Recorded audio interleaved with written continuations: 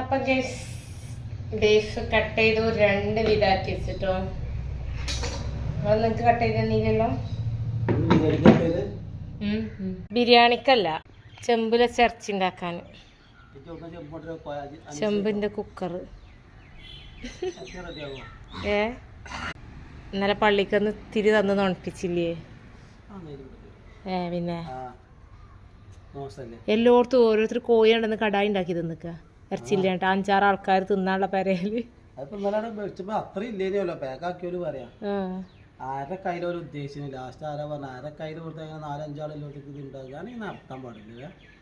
Beef കഴുകി വൃത്തിയാക്കി മഞ്ഞളും മല്ലിയും മുളക് പൊടിയും ഉപ്പും വെളിച്ചെണ്ണയൊക്കെ ഇട്ട് കുഴച്ച് വെച്ചിരിക്കണം കേട്ടോ. ഇഞ്ചി, വെളുത്തുള്ളി, ചുവന്നുള്ളി കുറച്ച് അധികം. ഇനി ഇത് പുറത്ത് പോയി ക്ലീൻ ആക്കി എടുക്കട്ടെ.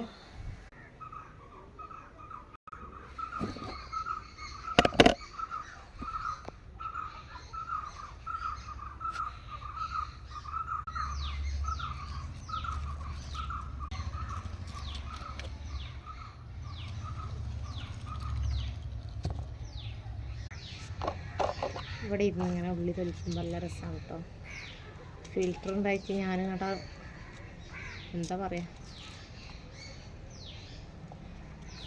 ഇനി ഉള്ളിയൊക്കെ വേഗം തൊലിച്ചെടുക്കട്ടെ. ഇക്കാം മല്ലിപ്പൊടി കൊണ്ടുവരാൻ വേണ്ടി പോയി.